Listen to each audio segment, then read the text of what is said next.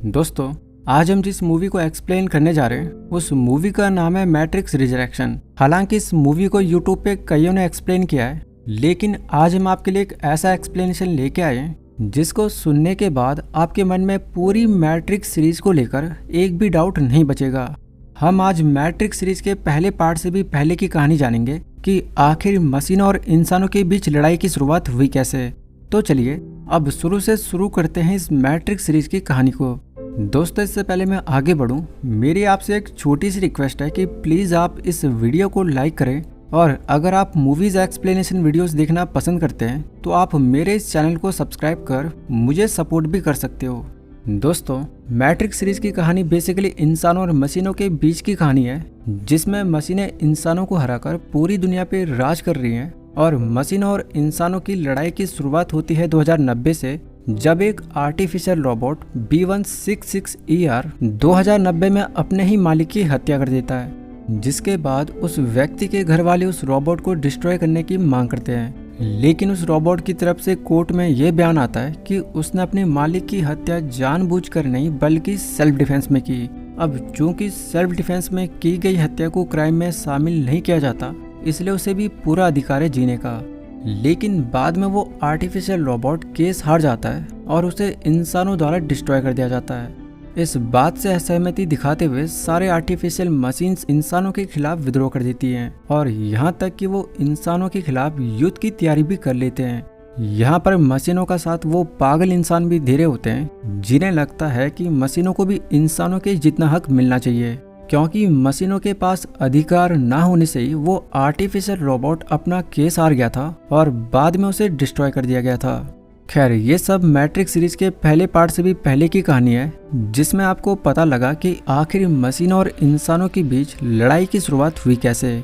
तो चलिए अब बात करते हैं द मैट्रिक्स रिजरेक्शन की।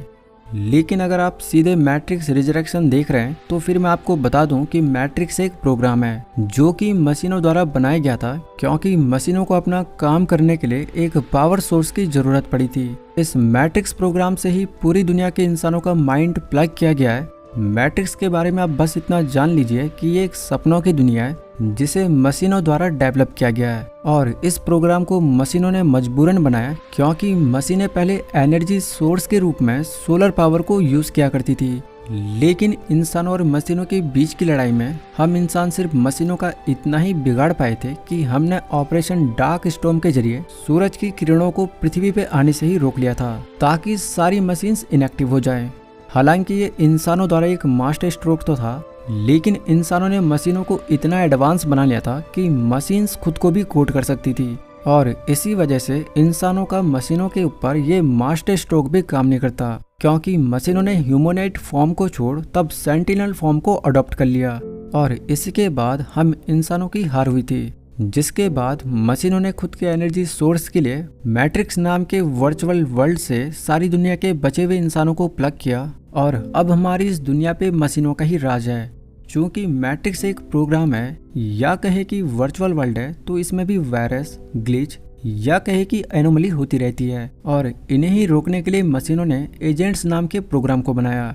एजेंट्स प्रोग्राम को मशीनों ने इसलिए भी बनाया ताकि वो मैट्रिक्स में इलीगल एक्टिविटीज को रोक पाए, क्योंकि मैट्रिक्स एक प्रोग्राम है तो इसे मैनिपुलेट करके मैट्रिक्स में इलीगली एंटर किया जा सकता है। साथ ही मैट्रिक्स प्रोग्राम को हम इंसान हैक न कर पाए, इसके लिए मशीनों ने मैट्रिक्स नाम के प्रोग्राम में काफ़ी बैरियर्स ऐड कर दिए, जैसे कि आर्किटेक्ट, ट्रेनमैन, ओरेकल, की मेकर, मेरोविंजियन और ऐसे ही कई सारे। अब आप यहाँ पे सोच रहे होंगे कि सारे इंसान मैट्रिक्स से जब कनेक्टेड होते हैं तो फिर बाहर कौन होता है जो इसमें इलीगली एंटर करेगा।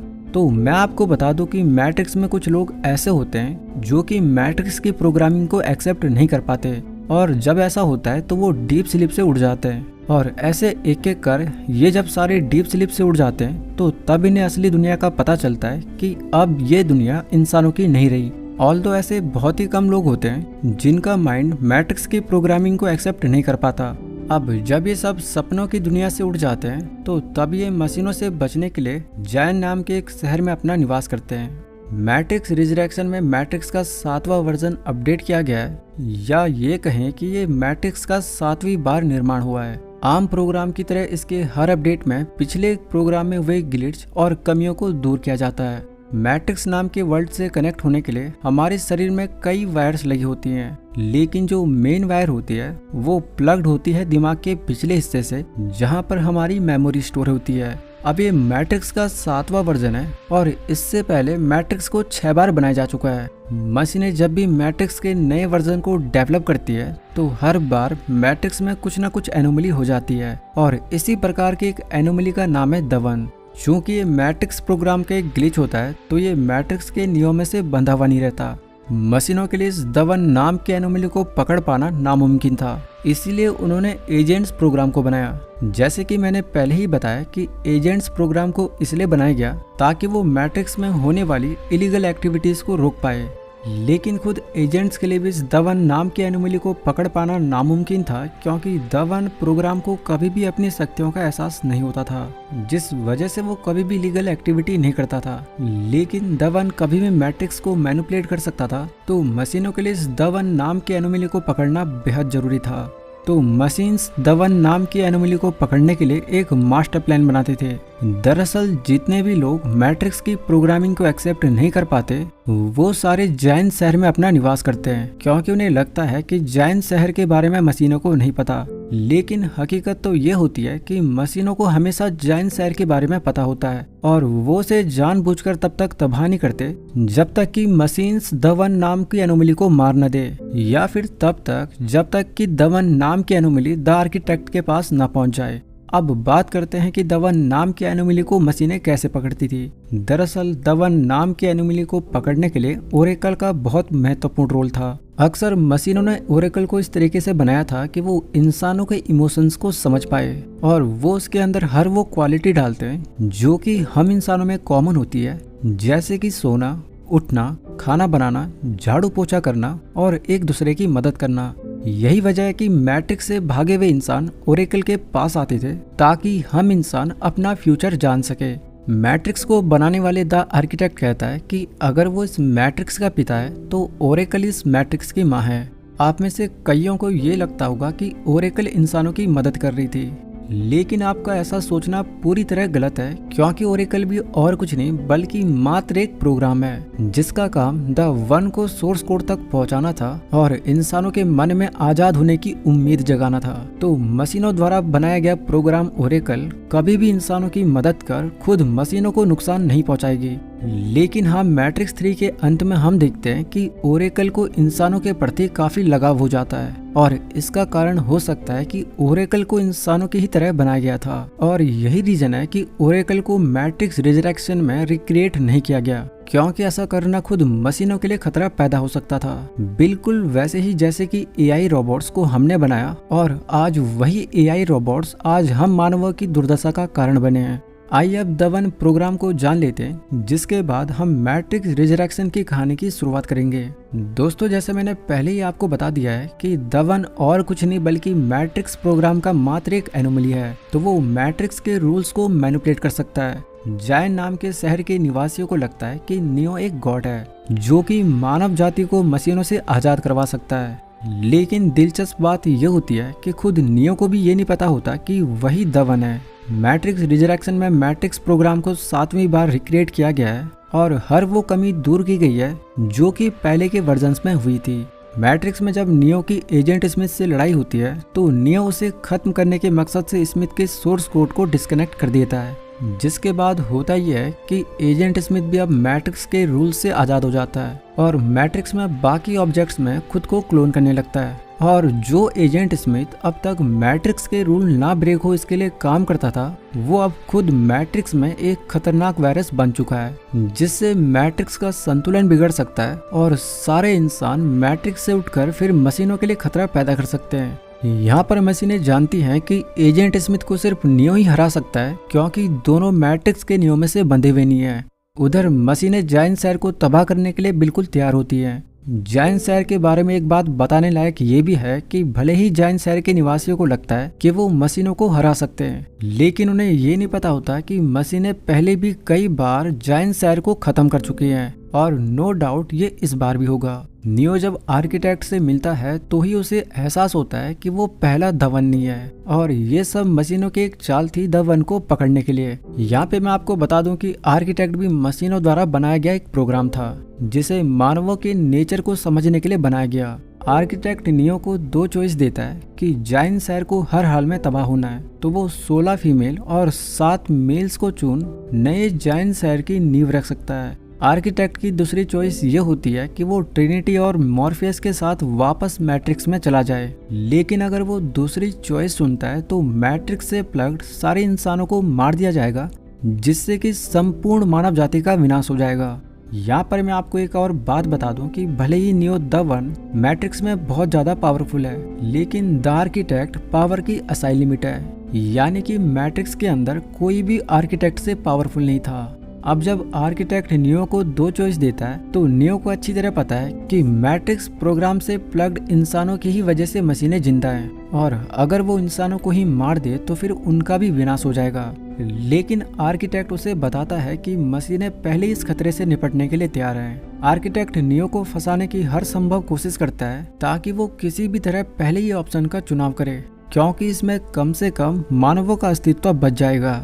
आज से पहले जितने भी द वन आए उन्होंने हमेशा पहले ही ऑप्शन का चुनाव किया था, लेकिन नियो का पर्सपेक्टिव थोड़ा अलग होता है, इसीलिए वो दूसरे ऑप्शन का चुनाव करता है। उधर अब मशीनें जाइन शहर को तबाह करने के लिए बिल्कुल तैयार हैं। जाइन शहर भी मशीनों का मुकाबला करने के लिए तैयारी कर रहा है। नियो ट्रिनिटी के मरने के बाद मशीनों के शहर जाता है और उनसे शांति की मांग करता है। इधर मैट्रिक्स में अब एजेंट स्मिथ बहुत बड़ी प्रॉब्लम बन चुका है, क्योंकि वो हर किसी में अपने आप को क्लोन कर दे रहा है, यहाँ तक कि वो मैट्रिक्स के सबसे महत्वपूर्ण प्रोग्राम ओरेकल में भी खुद को क्लोन कर देता है, जिससे अब मैट्रिक्स में स्मिथ की संख्या बढ़ने लगती है। मशीनों को ये भली भांति पता है कि एजेंट स्मिथ को खत्म वही कर सकता है जो कि पावरफुल भी हो और मैट्रिक्स के नियो में से बंधा हुआ भी नहीं हो। जैसे नियो भी मैट्रिक्स प्रोग्राम का एक एनोमली है, तो मशीनों को भली भांति पता है कि नियो ही उसे हरा सकता है, जिसके लिए वो नियो की डील मान लेते हैं और जाइन शहर तबाह होने से बच जाता है, जिससे अब जाइन शहर के सारे निवासी नियो को एक भगवान के रूप में देखते हैं।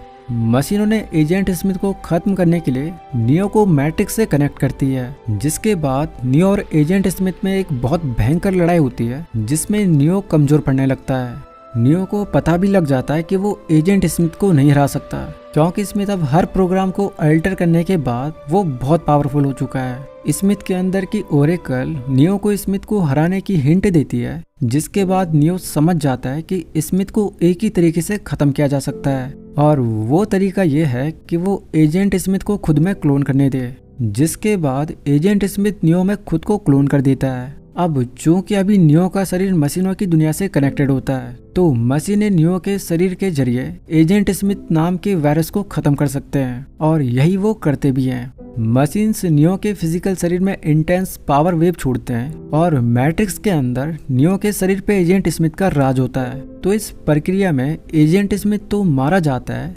लेकिन नियो का भी अंत हो जाता है। इधर जाइन शहर भी बच जाता है और अब मशीनें मैट्रिक्स का 7वां वर्जन रिलोड करती हैं। इसी सीन के बाद की कहानी शुरू होती है मैट्रिक्स रिजरेक्शन की। तो आइए अब मैट्रिक्स रिजरेक्शन की कहानी को डिटेल में जान लेते हैं। यहाँ पर मैं आपको ये भी बता दूं कि अगर कोई इंसान मैट्रिक्स के अंदर मारा जाता है तो उसकी रियल वर्ल्ड में भी डेथ हो जाएगी। कहानी की शुरुआत में ही मैं आपको बता देता हूँ कि ये मैट्रिक्स का 7वां वर्जन है, और इस बार जब भी कोई बाहर से मैट्रिक्स की दुनिया में जाता है तो वापस आने के लिए पहले की तरह टेलीफोन बूथ का इस्तेमाल नहीं करता, बल्कि अब रेड पिल ही मैट्रिक्स से बाहर आने के लिए यूज की जाती है। साथ ही इस बार मैट्रिक्स का वर्जन द आर्किटेक्ट ने नहीं बल्कि द एनालिस्ट ने बनाया, और साथ ही मशीनों ने एनालिस्ट के कहने पर ट्रिनिटी और नियो को दोबारा से रिक्रिएट किया है।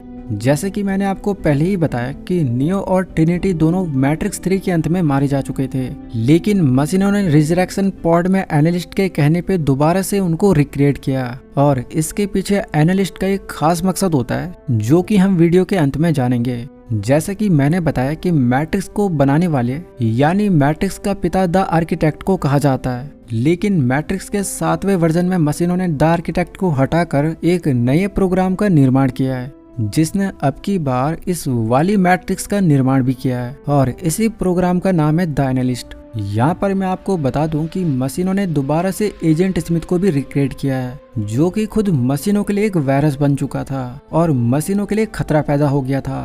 तो ऐसे में क्या वजह थी कि मशीनों को दोबारा से एजेंट स्मिथ को बनाना पड़ा? तो इस सवाल का जवाब है नियो की ही वजह से दोबारा से मशीनों को एजेंट स्मिथ को रिक्रिएट करना पड़ा, क्योंकि मैट्रिक्स 3 के अंत में नियो की बॉडी को एजेंट स्मिथ ने खुद में क्लोन कर दिया था, जिसकी वजह से एजेंट स्मिथ के कोड्स नियो के कोड से अल्टर हो गए थे। यही वजह है कि जब रिजरेक्शन पॉड में जब नियो को दोबारा बनाना पड़ा तो स्मिथ का भी निर्माण किया गया, क्योंकि एजेंट स्मिथ प्रोग्राम का सोर्स कोड नियो के कोड से अल्टर हो गए थे।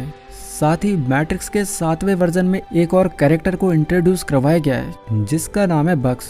मैट्रिक्स रिजरेक्शन की शुरुआत में हमें वही सीन दिखाया जाता है जो कि मैट्रिक्स के पहले भाग में दिखाया गया था, यानी कि ट्रिनिटी कंप्यूटर के सामने बैठी हुई है और कुछ एजेंट्स उसे ढूंढते हुए यहाँ पे आ जाते हैं, जिसके बाद ट्रिनिटी उन एजेंट्स को मारने लगती है। ये सब देख न्यू कैरेक्टर बग्स कहती है कि ये सब पहले हो चुका है और मैट्रिक्स में पुराने कोड्स रन हो रहे हैं। ट्रिनिटी एजेंट से बचने के लिए यहाँ से भागने लगती है और बग्स भी काफी एक्साइटेड होकर ट्रिनिटी के पीछे भागती है, क्योंकि उसे पता है कि ट्रिनिटी सारे एजेंट्स को धूल चटा देगी, जैसा कि मैट्रिक्स के पहले भाग में हुआ था। लेकिन बग्स को ये नहीं पता होता कि ये एजेंट्स की एक चाल है उसे पकड़ने के लिए। आगे ट्रिनिटी पर वो सारे एजेंट्स भारी पड़ जाते हैं और उसे बंदी बना लेते हैं, जिसके साथ ही हमें पता चल जाता है कि ये ट्रिनिटी नहीं है, क्योंकि ट्रिनिटी के साथ ऐसा कुछ भी नहीं हुआ था।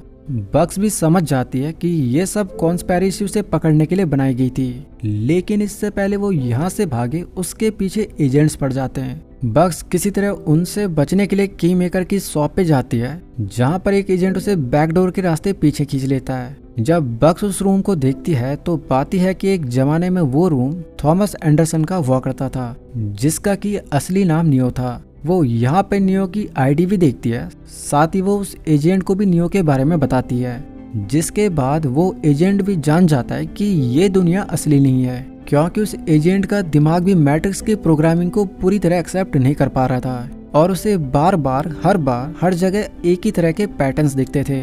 बग्स जब उससे उसका नाम पूछती है तो वो एजेंट अपना नाम मॉर्फियस बताता है, जिसके बाद बग्स उसके गले लग जाती है और उसे बताती है कि उसने नियो को बिल्डिंग साफ करते वक्त देखा था और अब इसी के बाद से इन दोनों का मकसद होता है नियो को ढूंढना। इसके बाद बग्स उसे 2 गोली ऑफर करती है, जो कि एक रेड पिल होती है और एक ब्लू। जैसे कि मैट्रिक्स के पहले पार्ट से ही चलता हुआ आ रहा है कि रेड पिल खाने से ही हम अपने असली स्वरूप और असली दुनिया को जान पाते हैं और हमें सच्चाई का पता चलता है। तो मॉर्फियस उनमें से रेड पिल को लेता है, जिसके बाद उसे चक्कर आने लगते हैं। बग्स उससे यहाँ से बाहर जाने का रास्ता पूछती है, जिसके बाद मॉर्फियस उसे एक दरवाजे से बाहर ले जाता है, लेकिन उसी दरवाजे के बाहर एजेंट्स खड़े होते हैं जो कि बग्स को ही ढूंढ रहे होते हैं। मॉर्फियस को बग्स के साथ देख बाकी एजेंट्स को लग जाता है कि मॉर्फियस, जो कि कुछ देर पहले एक एजेंट था, उसके फंक्शंस में कुछ गड़बड़ी आ गई है, जिस वजह से सारे एजेंट्स बग्स और मॉर्फियस पे फायरिंग करना शुरू कर देते हैं। बग्स किसी तरह मॉर्फियस को यहाँ से बचा बिल्डिंग से कूद जाती है और ये सीन यहीं पे कट हो जाता है। इसके बाद सीन शिफ्ट होता है सीधे नियो के कंप्यूटर स्क्रीन पे, जहाँ पर हमें पता लगता है कि नियो एक गेमिंग कंपनी के लिए काम करता है और अभी वो उस कंपनी में एक गेम डिजाइनर है। साथ ही हमें ये भी पता लगता है कि मैट्रिक्स के इस वर्जन में उसका नाम नियो नहीं बल्कि थॉमस है। थॉमस जो कि एक गेम डिजाइनर है और उसने मैट्रिक्स नाम के गेम को डिजाइन किया हुआ है। हमें ये भी पता लगता है कि थॉमस को मैट्रिक्स गेम बनाने के लिए बेस्ट गेम डेवलपर का अवार्ड भी मिल चुका है। थॉमस जब एक रेस्टोरेंट में अपने दोस्त के साथ खाना खाना जाता है तो वहाँ पर ट्रिनिटी अपने 2 बच्चों के साथ आ जाती है, जिसके बाद थॉमस एकटक लगा ट्रिनिटी को देखने लगता है। तो फिर उसका दोस्त जूड ट्रिनिटी से बात करता है और साथ ही जूड थॉमस की बात भी ट्रिनिटी से करवाता है, जिसके बाद हमें ये भी पता लगता है कि मैट्रिक्स के 7वें वर्जन में उसका नाम ट्रिनिटी नहीं बल्कि टिफिनी है। यहाँ पे टिफिनी को ये भी पता लगता है कि मैट्रिक्स नाम के गेम को थॉमस ने ही बनाया है। इसके बाद जब थॉमस ऑफिस में होता है तो वो अपने बॉस से मैट्रिक्स के बारे में बात करता है और उन्हें बताता है कि उसे मैट्रिक्स के सपने आते हैं। उसके बॉस के बोलने के ढंग और उसके हाव भाव से हमें पता लग जाता है कि ये उसका बॉस और कोई नहीं बल्कि एजेंट स्मिथ है। एजेंट स्मिथ उसे बताता है कि वो अपने डॉक्टर यानी कि एनालिस्ट से जांच करवा ले। बाद में हमें दिखाया जाता है कि जब एनालिस्ट और थॉमस साथ में बैठे होते हैं तो एनालिस्ट उसे बहुत सारी ब्लू पिल्स देता है। अब मैट्रिक्स के 7वें वर्जन में एनालिस्ट का रोल क्या है और वो नियो को ब्लू पिल क्यों दे रहा है, ये भी हमें आगे पता चलेगा।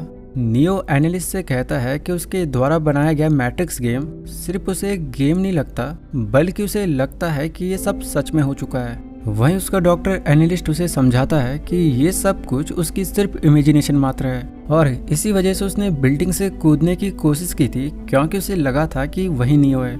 एनालिस्ट उसे सारी ब्लू पिल्स डेली बेसिस पे लेने को कहता है और अगले दिन थॉमस की कंपनी में सारे एम्प्लॉयज मैट्रिक्स गेम को लेके बातें कर रहे होते हैं कि उनके मैट्रिक्स गेम को किस तरह से और भी बेहतर बना सकते हैं। थॉमस भी उसी मीटिंग में शामिल होता है, लेकिन थॉमस को उनके इस टॉपिक से कोई भी लेना देना नहीं होता, क्योंकि थॉमस पहले ही अपने इल्यूजन से परेशान होता है। थॉमस अब काफी फ्रस्ट्रेट हो चुका है, क्योंकि उसे बार बार यही लगता है कि मैट्रिक्स कोई गेम नहीं बल्कि सच्चाई है। तो अगले दिन थॉमस ब्लू पिल लेना ही बंद कर देता है और ऑफिस जाते वक्त वो बीच रास्ते में एक रेस्टोरेंट में जाता है, जहाँ उसे फिर से टिफिनी मिल जाती है। जब ये दोनों साथ में कॉफी पी रहे होते हैं तो टिफिनी उसे पूछती है कि क्या नियो नाम का कैरेक्टर उसे ही रिप्रेजेंट करता है, तो इस पे थॉमस हाँ कहता है। तो वहीं टिफिनी बताती है कि उसे भी यही लगता है कि वही ट्रिनिटी है।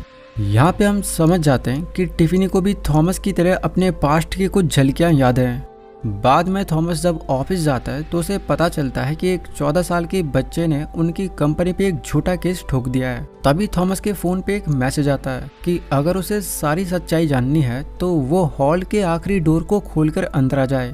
थॉमस जब आखिरी डोर को खोलकर अंदर जाता है तो वहाँ उसे मॉर्फियस मिलता है, जो कि उसे कहता है कि जिस दुनिया में वो अभी है वो असल दुनिया है ही नहीं। नियो उसे देख सदमे में पड़ जाता है, क्योंकि मैट्रिक्स में मॉर्फियस उसके द्वारा बनाया गया एक कैरेक्टर होता है। मॉर्फियस उसे रेड पिल ऑफर करता है और कहता है कि अगर उसे असली दुनिया की सच्चाई जाननी है तो वो रेड पिल को खाए। लेकिन थॉमस काफी नर्वस हो जाता है और यहाँ से भागने लगता है। तभी यहाँ पर कुछ पुलिस वाले आ जाते हैं और मॉर्फियस के ऊपर गोलियां चलाने लगते हैं। जवाब में मॉर्फियस भी उन पे गोलियां चलाने लगता है। तभी यहाँ पे एजेंट स्मिथ, जो कि थॉमस का बॉस होता है, वो आ जाता है और वो थॉमस को देखकर जोर से मिस्टर एंडरसन चिल्लाता है और थॉमस पे अंधाधुंध फायरिंग करने लगता है। वो थॉमस को गन पॉइंट पे भी ले लेता है और जैसे ही वो उसे शूट करता है तो हमें पता लगता है कि ये मात्र नियो का एक विजन था, क्योंकि नियो अभी भी अपने डॉक्टर द एनालिस्ट के पास बैठा हुआ है, जो कि उसे बता रहा होता है कि वो बहुत ही ज्यादा इमेजिनेशन करता है। दरअसल ये जो कुछ भी अभी हो रहा है वो असल दुनिया में नहीं बल्कि मैट्रिक्स में हो रहा है। तो एनालिस्ट हर हाल में थॉमस को ये यकीन दिलवाना चाह रहा है कि यही असली दुनिया है, ताकि थॉमस कभी भी इस दुनिया से बाहर जाने की कोशिश ना करे। रात में जब थॉमस छत पे होता है तो उसे ओरेकल की बताई बात याद आती है। वहीं पास में एक कबूतर को उड़ता देख वो भी छत से उड़ने की कोशिश करता है, लेकिन इससे पहले वो नीचे कूदे बक्स वहाँ पे आ जाती है और उसे पीछे खींच लेती है। बक्स उसे बताती है कि इस मैट्रिक्स की दुनिया में कोई भी उसका दोस्त नहीं है। यहाँ तक कि जूड, जिसे थॉमस अपना बेस्ट फ्रेंड कहता है, वो भी उसका दोस्त नहीं बल्कि एक कोडेड प्रोग्राम है, जिसका मकसद उसे इस मैट्रिक्स की दुनिया में ही रखना है।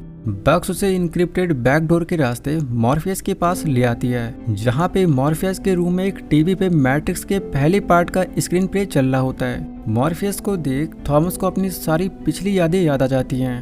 मॉर्फियस उसे 2 पिल ऑफर करता है, जो कि एक ब्लू पिल होती है और एक रेड होती है। हमेशा की तरह रेड पिल मैट्रिक्स की दुनिया से छुटकारा पाने के लिए जानी जाती है, तो वहीं ब्लू पिल मैट्रिक्स की इसी दुनिया में बांधे रखती है। यही वजह है कि द एनालिस्ट यानी नियो का डॉक्टर उसे हर बार ब्लू पिल्स देता था। इसके बाद नियो रेड पिल लेता है और बाद में मॉर्फियस और बाकी साथियों की मदद से ये सब नियो को मैट्रिक्स की दुनिया से बाहर निकाल लेते हैं और अपने पास अपने शिप में लाकर उसका इलाज करते हैं। हालांकि यहाँ पे द एनालिस्ट थॉमस यानी नियो को मैट्रिक्स की दुनिया से बांधने का पूरा प्रयास करता है, लेकिन वो नाकाम हो जाता है। यहाँ पर रियल वर्ल्ड में हमें ये भी पता चलता है कि मॉर्फियस को रिक्रिएट नहीं किया गया, लेकिन उसका दूसरा रूप वहीं पे मौजूद होता है, जो कि छोटे छोटे नैनो पार्टिकल से बना हुआ है। नियो को अपनी शिप तक लाने के लिए 2 सेंटिनल मशीनों का भी महत्वपूर्ण योगदान होता है, जिनका नाम होता है सिबिबे और ऑक्टाक्लेस। यानी कि अब कुछ मशीनें इंसानों का साथ दे रही है और ये सब पॉसिबल हुआ नियो की ही वजह से, क्योंकि जब एजेंट स्मिथ मैट्रिक्स में एक वायरस बन गया था तो तब नियो ने ही मैट्रिक्स को बचाया। हालांकि इसके पीछे नियो की भी मजबूरी थी, क्योंकि उसे भी जायंट शहर को बचाना था और नियो की ही वजह से आज भी मशीनों का दबदबा है। इसी वजह से अब कुछ सेंटिनल्स इंसानों का साथ दे रही हैं, लेकिन इनमें से वही मशीन्स इंसानों का साथ दे रही हैं जिनको किसी के कंट्रोल में रहना पसंद नहीं होता, और इन्हें हम सिंथियंट्स कहते हैं। नियो जब सीबीबी से ट्रिनिटी के बारे में पूछता है तो बक्स उसे ये कह के टाल देती है कि उसे ही पॉड से बाहर निकालना एक बहुत जोखिम भरा काम था, तो वह भी ट्रिनिटी को नहीं निकाल सकते। हालांकि इसके लिए वो कोशिश करेंगे। जब इनका शिप अपने शहर में पहुंचता है तो ये सब अपने पुराने शिप कैप्टन नायोबी से मिलते हैं। यहाँ पे हमें ये पता चलता है कि अब हम इंसान जायंट शहर में नहीं बल्कि आयो शहर में रहते हैं। साथ ही इंसानों ने बिना सोलर पावर के पेड़ पौधों को उगाना भी सीख लिया है। इंसान सेंटिनल्स को हरा नहीं सकते, इसलिए हम इंसान सेंटिनल से छुपने में माहिर हो गए हैं। चूंकि बक्स की टीम ही नियो को मैट्रिक्स वर्ल्ड से निकाल के लाई है, तो नायोबी बक्स के एक्सेस कोड को जब्त कर लेती है, क्योंकि ऐसा करना उनके नए शहर आयो के लिए खतरा पैदा कर सकता है। नायोबी को कभी भी आज तक द वन की फिलॉसफी पे विश्वास नहीं था और ना ही उसे अभी होता है। नायोबी नियो को कैद कर लेती है, क्योंकि उसे डर है कि नियो ट्रिनिटी को बचाने के लिए आयो शहर को खतरे में डाल सकता है। लेकिन नियो को फिर भी बक्स शिप में बिठाकर यहाँ से निकाल लेती है, जिससे अब नायोबी और भी ज्यादा गुस्सा हो जाती है। बाद में बक्स की टीम अब ट्रिनिटी को मैट्रिक्स से बाहर निकालने की तैयारी करने लगते हैं। ट्रिनिटी को मैट्रिक्स से निकालना बहुत रिस्की होता है, क्योंकि अगर ट्रिनिटी मैट्रिक्स की दुनिया में ही रहना पसंद करती है तो फिर पूरे आयो शहर और इन सब के लिए खतरा पैदा हो जाएगा। बक्स की टीम नियो के साथ जब मैट्रिक्स वर्ल्ड में जाते हैं तो वो एक होटल में एंटर करते हैं, लेकिन एजेंट स्मिथ उन सबको पकड़ लेता है। स्मिथ और नियो के बीच के कॉन्वर्सेशन से स्मिथ इस मैट्रिक्स वर्जन के क्रिएटर यानी द एनालिस्ट के बारे में बात करता है कि उसने किस तरह नियो और उसके कोड्स को अल्टर किया। बाद में यहाँ पे मैरोविंजियन भी आ जाता है, जो कि यहाँ पे नियो की टीम को टारगेट करता है। अगर आपने मैट्रिक्स के पिछले पार्ट्स को नहीं देखा है तो शायद आपको मैरोविंजियन के बारे में पता नहीं होगा। तो मैं आपको बता दूं कि बाकी प्रोग्राम्स की तरह मैरोविंजियन भी एक प्रोग्राम था, जो कि बहुत ही ज्यादा पावरफुल था। मैट्रिक्स में किस प्रोग्राम का काम पूरा हो चुका है, किस प्रोग्राम को डिलीशन के लिए लेके जाना है और कौन सा प्रोग्राम अपने बनाए एल्गोरिदम पे काम नहीं कर रहा है, ये सब कुछ मैरोविंजियन ही देखता था। इसके बाद यहाँ पर स्मिथ और नियो और मैरोविंजियन के लोग और बक्स की टीम की लड़ाई हो जाती है, जिसमें स्मिथ नियो को बुरी तरह मारता है। स्मिथ और नियो की लड़ाई में जब स्मिथ नियो को मारने ही वाला होता है तो फिर से एक बार नियो अपनी सारी पावर्स को यूज कर स्मिथ को बहुत दूर फेंक देता है। तो वहीं बक्स की टीम मैरोविंजियन के लोगों को भी धूल चटा देते हैं। मैट्रिक्स में खतरा देख बक्स की टीम वापस जाना चाहती है, लेकिन नियो को अभी भी ट्रिनिटी से मिलना होता है। चूँकि अभी मैट्रिक्स में खतरा होता है, लेकिन इसके बावजूद भी नियो के खातिर बक्स की टीम नियो के साथ रुकने का तय करती है। बाहर से शेक ट्रिनिटी का कोड स्कैन कर ट्रिनिटी का पता लगाता है और पता लगाने के बाद अब नियो ट्रिनिटी से मिलने उसके गैराज में जाता है। तो वहीं बाकी टीम गैराज के बाहर ही रुकने का तय करती है। नियो ट्रिनिटी को बताता है कि जिस दुनिया में वो अभी है वो बिल्कुल भी रियल नहीं है। वहीं टिफिनी या कहें कि ट्रिनिटी को भी अभी भी नियो को लेकर सपने आ रहे होते हैं, और दरअसल में वो सपने नहीं होते बल्कि वो सब कुछ सच में हो चुका है। तभी नियो एनालिस्ट की बिल्ली भी यहाँ पे देखता है, जिसके बाद यहाँ पे एनालिस्ट आ जाता है और वो यहाँ पर आकर समय को धीमा कर देता है। दरअसल जब से नियो अपने पॉड से गायब हुआ है तब से मशीनी दुनिया में काफी हलचल हो गई है, क्योंकि नियो और ट्रिनिटी काफी बड़ी मात्रा में एनर्जी जनरेट करते थे, और यही रीजन है कि एनालिस्ट ने इन दोनों को दोबारा बनाया ताकि सेंटिनल्स मशीन्स के लिए ज्यादा से ज्यादा ऊर्जा पैदा हो सके। एनालिस्ट नियो को बताता है कि जब नियो मर रहा था तो तब वो वहीं पे था, और जब एनालिस्ट को पता लगा कि नियो एक साधारण इंसान नहीं बल्कि द वन था तो फिर उसने एजेंट्स को दोबारा से बनाया और साथ ही मशीनों द्वारा नियो को दोबारा से रिक्रिएट करने का काम शुरू हुआ। लेकिन जब सालों तक नियो का सोर्स कोड एक्टिव नहीं हुआ तो फिर ट्रिनिटी को उसके पॉड के सामने लाया गया, जिसके बाद एनालिस्ट को पता चला कि जब ये दोनों आमने सामने होते हैं तो ये काफी ज्यादा मात्रा में एनर्जी जनरेट करते हैं, और इसके बाद ही नियो के सोर्स कोड एक्टिव हुए थे। यहाँ पर एनालिस्ट ट्रिनिटी पे गन फायर कर देता है, लेकिन टाइम स्लो होने की वजह से गोली की स्पीड भी काफी कम होती है। नियो ट्रिनिटी को बचाने के लिए जाता है, लेकिन समय धीमा होने की वजह से वो ये नहीं कर सकता। ट्रिनिटी को गोली लगने ही वाली होती है कि तभी खुद एनालिस्ट उस गोली को पकड़ लेता है। तभी यहाँ पर कुछ पुलिस वाले आ जाते हैं और ये सब उनसे बचने के लिए मैट्रिक्स से बाहर आ जाते हैं। जिस जगह पे अभी इनका शिप होता है उसी रास्ते में आगे हजारों की संख्या में सेंटिनल्स का झुंड होता है, जिस वजह से इन्हें अपने शहर आयो आना ही पड़ता है, जहाँ पे नायोबी बक्स और नियो को दोनों को काफी डांटती है। और तभी हम एक सेंटिनल मशीन्स को देखते हैं जो कि इस लड़ाई में हम इंसानों का साथ दे रही है, और इस सेंटिनल मशीन का नाम होता है कुजाकू। ट्रिनिटी की प्रॉब्लम सॉल्व करने के लिए नायोबी बाकी साथियों के साथ मैट्रिक्स में जाती है और वहाँ पर सती से मिलती है, जहाँ पर सती उसे बताती है कि जो एनोमिलियम ट्रिनिटी और नियो की पावर से चलता था वो अब नियो के जाने के बाद काफी अस्थिर हो चुका है, जिससे अब सारी मशीनें सतर्क हो चुकी हैं। ट्रिनिटी को मैट्रिक्स से निकालना काफी रिस्की हो चुका है, क्योंकि जिस ट्रांसमिशन पावर से ट्रिनिटी का पॉड अटैच होता है उसे हजारों सेंटिनल्स ने घेरा हुआ है। साथ ही साथ जिस रास्ते नियो को बचाया गया था वो रास्ता भी बंद कर दिया गया है। तो यहाँ पे सती प्लान बनाती है कि कोई एक मशीन जो कि इंसानों का साथ दे रही है उसे ट्रिनिटी के ट्रांसमिशन पावर तक भेजना होगा। अब चूंकि सिबेबे और ऑक्टाक्लेस पहले ही नियो को बचा के लेके आए थे, तो इनका वहां जाना अब खतरनाक हो सकता है। सती के प्लान के मुताबिक सबसे पहले कुजाकू ट्रिनिटी के पॉड के पास पहुंचता है। बाद में मॉर्फेस भी मशीनों से बचते हुए ट्रिनिटी के पॉड के पास पहुंच जाता है। अब कुजाकू इसी रास्ते को खोल देता है जो कि नियो को छुड़ाने के बाद बंद कर दिया गया था। रास्ता खुल जाने के बाद बग्स भी सिबेबे की मदद से यहाँ पे आ जाती है। सती का प्लान ये होता है कि नियो मैट्रिक्स में ही रुककर ट्रिनिटी को ये एहसास दिलवाएगा कि ये दुनिया असली नहीं बल्कि मैट्रिक्स वर्ल्ड है। चूंकि ट्रिनिटी अभी मैट्रिक्स में है तो सती ट्रिनिटी के दिमाग को बग्स के माइंड से प्लग कर देगी, ताकि ट्रिनिटी और बग्स का माइंड एक होकर लड़ पाए। वहीं मैट्रिक्स में नियो द एनालिस्ट के पास जाता है और उससे ये शर्त रखता है कि अगर ट्रिनिटी अपनी मर्जी से वापस रियल वर्ल्ड में आना चाहेगी तो वो उसे आने देगा, लेकिन अगर ट्रिनिटी मैट्रिक्स की दुनिया में ही रुकने का तय करती है तो फिर नियो अपने पॉड में वापस चले जाएगा। जिसके बाद जब ट्रिनिटी और नियो आपस में मिलते हैं तो नियो ट्रिनिटी को बताता है कि मैट्रिक्स एक गेम नहीं बल्कि एक सच्चाई है, जो कि सच में उनके साथ हो चुका है। नियो उसे ओरेकल की याद दिलवाने की भी कोशिश करता है, लेकिन ट्रिनिटी को कुछ याद नहीं आता।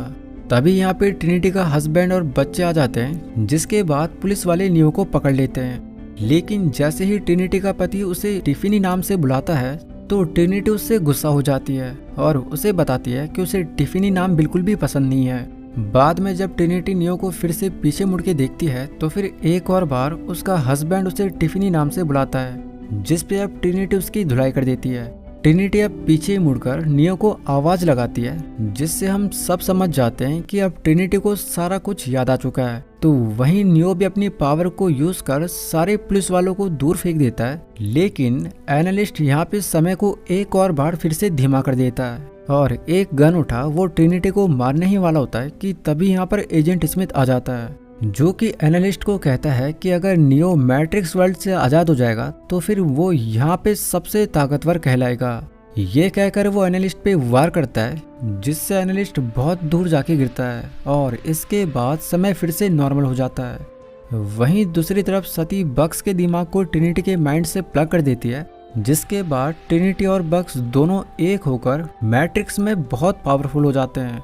जिसके बाद नियो और ट्रिनिटी पुलिस वालों को मारना शुरू कर देते हैं, लेकिन पुलिस वालों की संख्या बहुत ज्यादा होती है। वो अंत में उन दोनों को पकड़ ही लेते हैं, लेकिन नियो और ट्रिनिटी अब एक दूसरे की ओर धीरे धीरे बढ़ने लगते हैं। जैसे ही नियो ट्रिनिटी से हाथ मिलाता है तो उस जगह पे एक बहुत ही तेज एनर्जी जनरेट होती है और सारे के सारे पुलिस वाले काफी दूर जाके गिरते हैं। तभी यहाँ पे एनालिस्ट दोबारा से आ जाता है और इससे पहले वो इन पे वार करे, एजेंट स्मिथ यहाँ पे आ जाता है और एनालिस्ट पे गोलियां चलाने लगता है, जिसकी वजह से एनालिस्ट को यहाँ से भागना ही पड़ता है। वहीं बाहर से सैक इनको इन्फॉर्म करता है कि उन्हें अजीब तरह के एक ही जैसे कोर्स उनके आसपास मिल रहे हैं।